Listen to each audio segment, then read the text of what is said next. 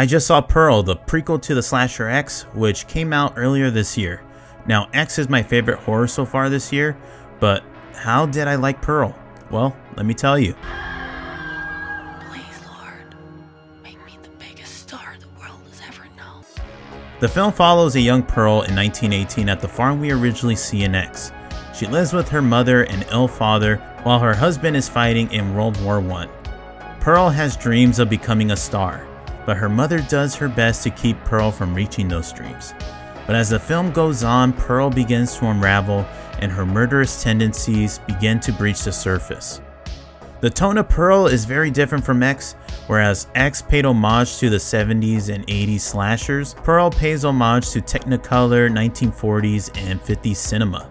It's a pretty big adjustment to ask of the audience, but once that adjustment is made, man is Pearl a great time, and it all hinges on Mia Goth's performance, which is truly amazing in this film. There's moments where she's sympathetic and harmless, and then she takes a huge left turn and acts frighteningly psychotic. This is probably one of the best performances I've seen all year. I think the tone Ty chose, oh my gosh, try saying that 3 times fast. I think the tone Ty chose for this film was a perfect pairing with horror. It's very lighthearted, but once Pearl begins to unravel, you feel as though you are unraveling with her.